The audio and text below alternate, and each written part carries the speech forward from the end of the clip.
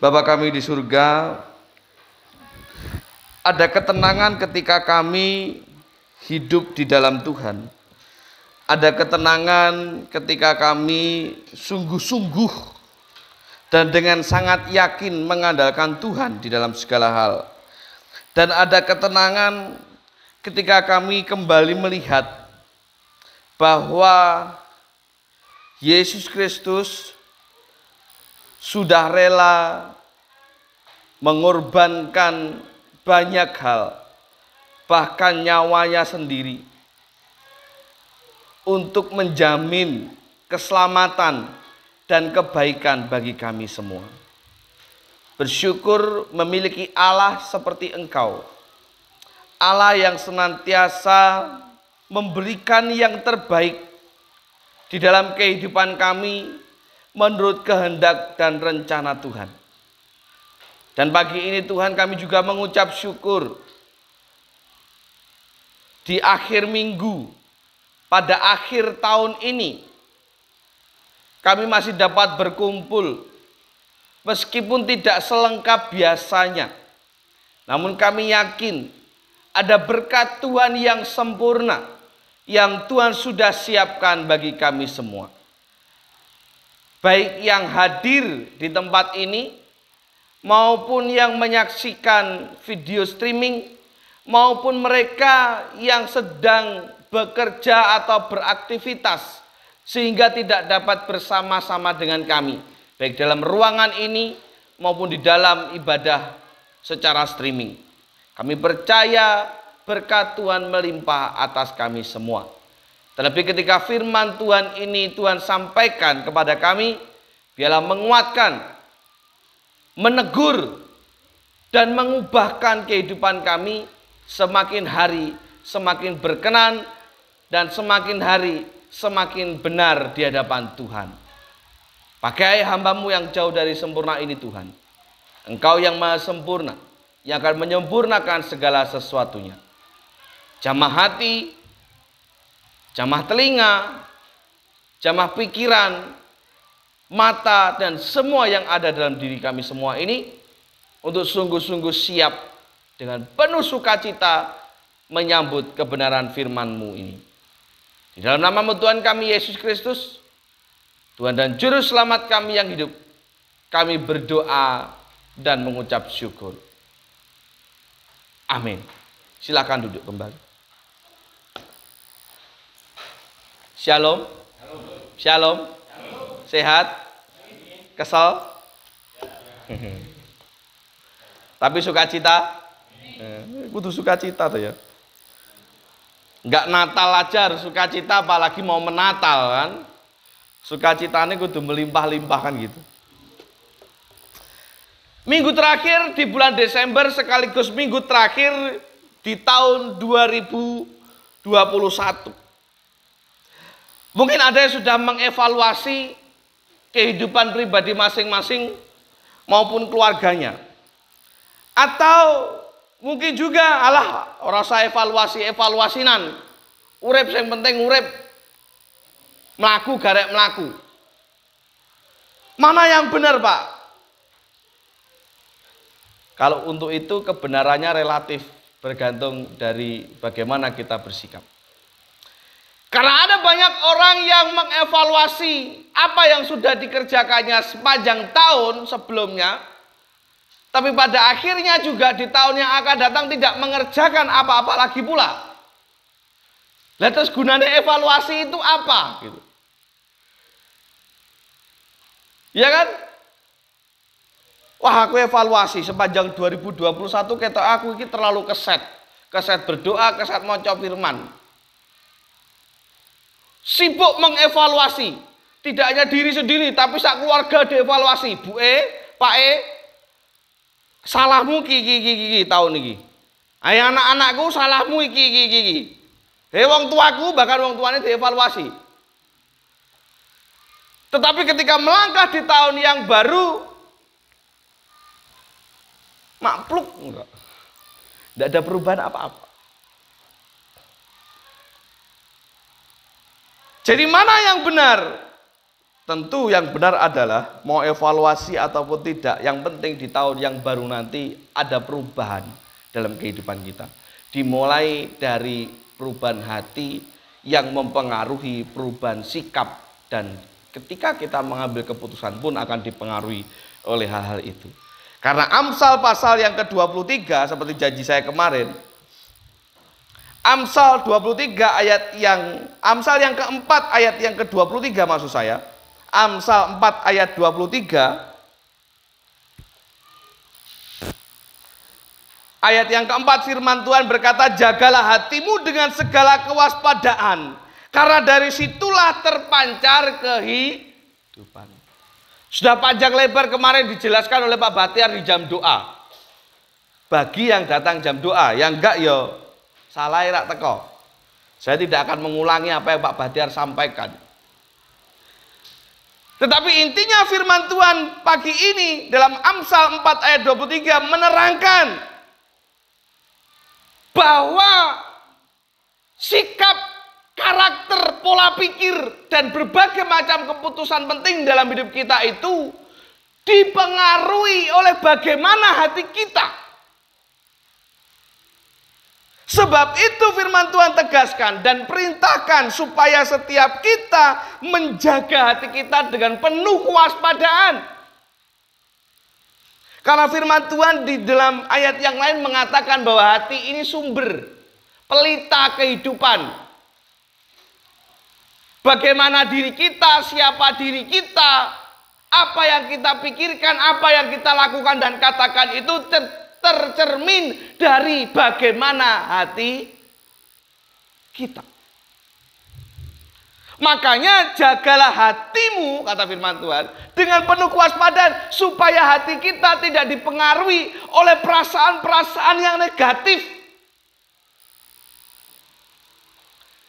Tidak dipengaruhi oleh berbagai macam pengaruh-pengaruh buruk.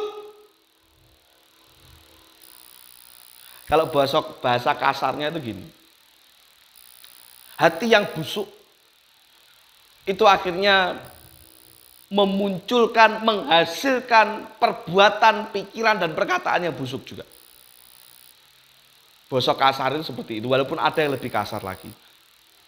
Tapi mungkin tak sampaikan toh, jenengan bisa mengira-ngira kira-kira apa gitu. Itu maksud dari firman Tuhan ini. Makanya sekali lagi saya katakan perintahnya jelas, supaya setiap kita menjaga hati kita. Nah pertanyaannya adalah apakah sudah selama 1 tahun dalam 2021 ini kita sudah benar-benar menjaga hati? Kalau hatinya serong, perbuatannya pun juga akan serong. Kalau hatinya tulus, perbuatannya pun yang dilakukan juga tulus. Pikirannya pun juga tulus. Perkataan-perkataannya pun juga tulus. Ketika memuji seseorang tulus. Tidak hanya depannya saja memuji, depannya saja senyum, tetapi di belakang rasani. Nah, maka kita akan belajar bagaimana toh cara melihat karakter asli manusia. Kalau hati kan ra iso didelok. Siapa yang bisa melihat hati? Bukan hati organ tubuh ya, apa kalau bahasa ininya itu apa? Liver. Bukan hati itu. Bukan hati itu. Tapi rasa atau perasaan ini tidak bisa dilihat. Tetapi yang bisa kita lihat adalah, nah, ini tidak usah nyawang orang lain, tapi lihat diri sendiri. Bagaimana cara melihat karakter asli kita? Kalau Anda belum kenal siapa diri Anda, yang pertama, lihatlah ketika Anda sedang sendiri. Karena karakter asli seseorang, siapa orang itu sebenarnya akan terlihat ketika dia sedang sendiri. Suka gerundelkah? Suka bersungut-sungutkah? Suka mengeluhkah? Akan terlihat ketika dia sedang sendiri.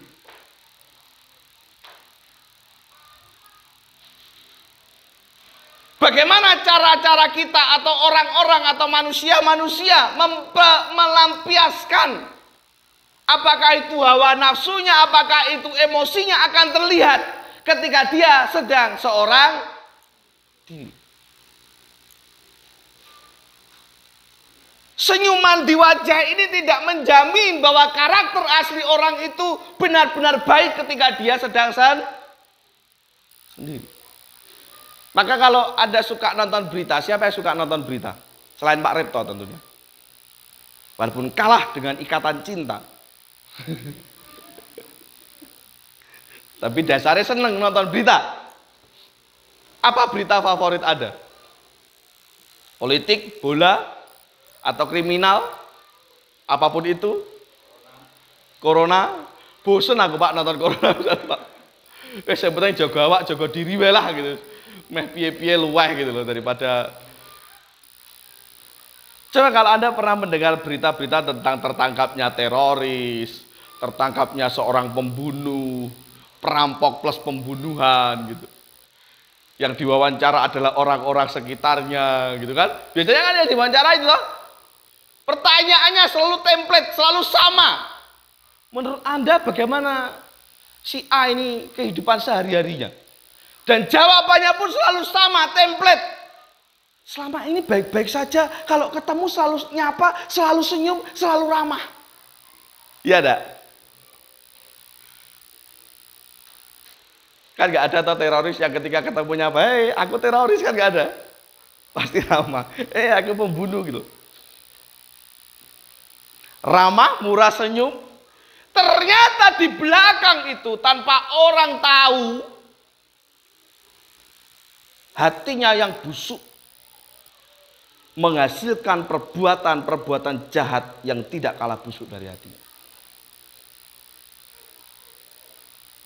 Ketoke guyu senyum sergem nang gereja, jeblos senengane judi, minum. Apalagi lek lanang ya main perempuan, lek wedok ya main laki-laki, enek wedok main laki-laki. Memang yang suka mempermainkan hati laki-laki kan ya perempuan ya. Ora curhat sithik sih. Lah ya, padahal kan di HP itu khususnya Android itu kan ada Play Store kan. Tahu ada Mbako nggak ngerti nggak apa-apa lah, gue tekok putune. Tahu Play Store tau? Play Store itu di Android itu khusus untuk mendownload aplikasi termasuk game. Di Play Store tuh game itu permainan tuh banyak. Tapi masih banyak orang yang justru mempermainkan hati orang lain. Ngopo gitu. Kan tinggal download aja gampang gitu.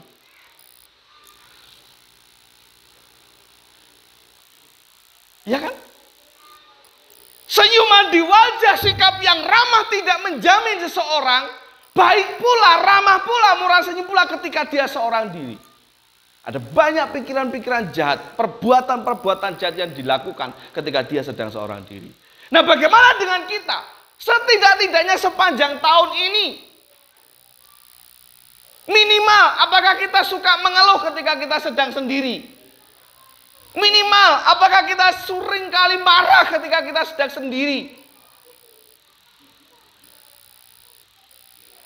Termasuk ngerasani tanggane, ngerasani kancane kan ya ora digembone lewat toa masjid kan. Mung meneng-meneng bisik-bisik. Kadang ya nek pawon, kadang ya nek ngene bakul belanjan. Ayo toh. Ora disiarke lewat pengumuman di masjid atau di kantor kelurahan kan ndak gitu. Ya kuwi ketok asli nih. Ketika tidak banyak orang yang tahu. Ketok asli nih.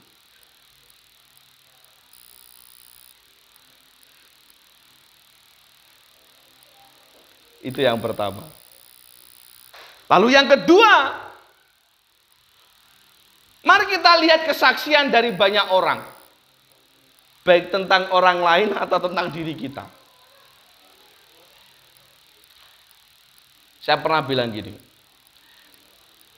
Kalau hanya satu atau dua orang yang tidak suka dengan kita, bukan berarti kita yang benar-benar salah.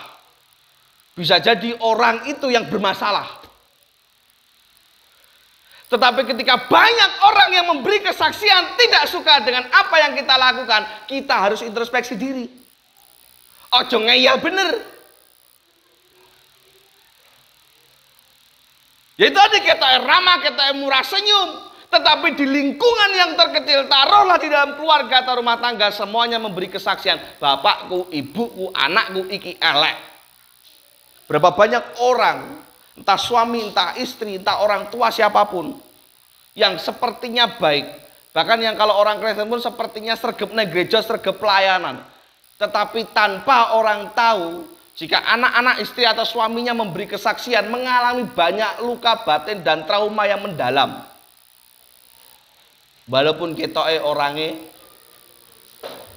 api. Hati-hati dalam menjaga hati, karena orang lain, termasuk anak-anak atau keluarga kita, bisa memberi kesaksian.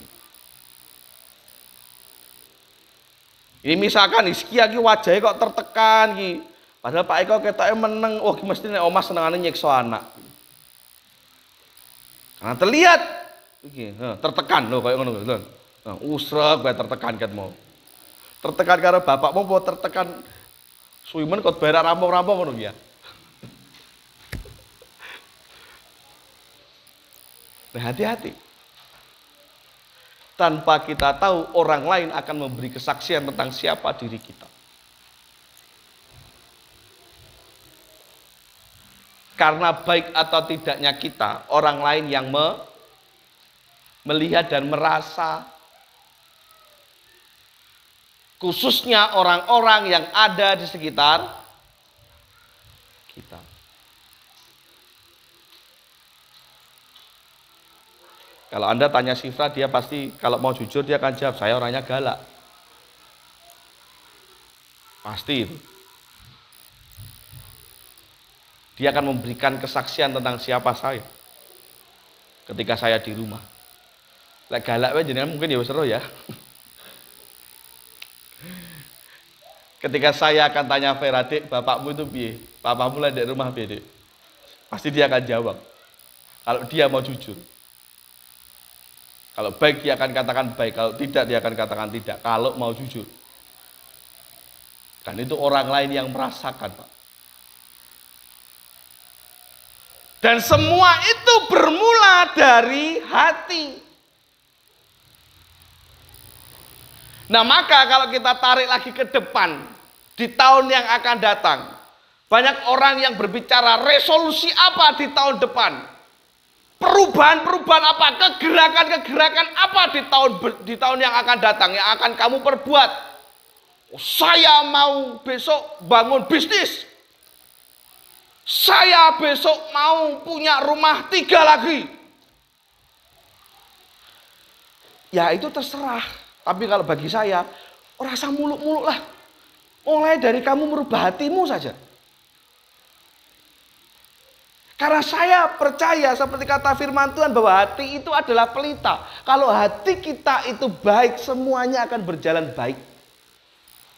Rencanamu, masa depanmu, cita-citamu, apapun itu ketika dimulai dari hati yang baik, semua akan berakhir dengan baik. Akan menghasilkan kebaikan yang lain. Maka kalau saya ditanya, Pak, perubahan apa yang akan Bapak perbuat? Menjangkau jiwa, gedenya gereja, muluk-muluk. Bukan itu nggak benar. Itu baik. Tapi yang paling penting adalah kalau ada bertanya kepada saya akan jawab, aku tak ngubah hatiku supaya luwih apik. Supaya apapun yang akan saya kerjakan, saya programkan, saya visi misikan ke gereja dan jemaat ini pun akan menjadi baik.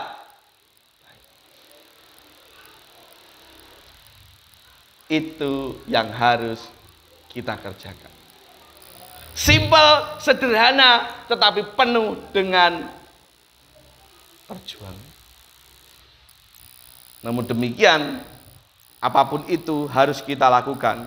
Karena firman Tuhan sudah memberi warning, peringatan supaya setiap kita menjaga hati dengan segala kewaspadaan. Tahun ini menjadi tahun yang cukup berat bagi siapapun, termasuk mungkin kita di antaranya. Secara ekonomi, secara kesehatan, secara apapun, kita memiliki masalah, problem masing-masing yang tentunya berat menurut kita masing-masing. Tahun depan gimana? Kita tidak akan pernah tahu. Bisa jadi akan makin berat. Kalau makin ringan ya puji Tuhan. Tapi ya lek ringan, lek tambah abot. Ini saat yang tepat untuk kita mulai menjaga hati kita. Ya, jangan sampai dikuasai oleh benci, kepahitan, sakit hati, dan berbagai macam penyakit-penyakit hati yang lain. Supaya langkahmu di tahun yang baru besok menjadi ringan. Sing duwe rasa benci, duwe rasa jengkel, kepahitan sebagainya tinggal no. Wes iki bulan terakhir, minggu terakhir, walaupun bukan hari terakhir, tinggal no. Kalau kamu mau supaya tahunmu di tahun yang akan datang menjadi lebih baik, tinggal no. Loh, tapi kono tetep elek, kono tetep ngenekne aku, Pak. Tak kandani sesuatu. Penutup, tak tutup catatan kitabku. Anda tahu buah mangga? Atau buah rambutan lah, atau buah apapun itu, sing gemantung. Ora sing kependem, sing gemantung. Kalau ada mentah, mateng, bosok. Yang jenengan singgrek yang mana? Mateng. Sing enom kenapa kok gak disinggek? Warung mateng. Sing bosok ngopo ora disinggek? Bosok. Makane ora usah bingung nyogroki barang bosok.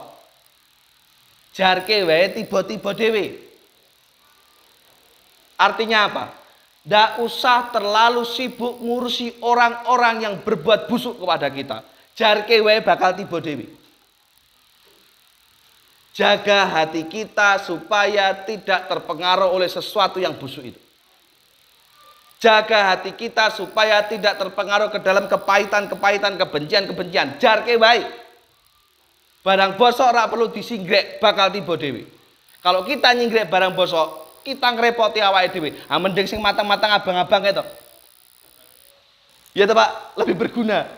Engko entuk dipae iso dimam. Sing bosok nggih apa?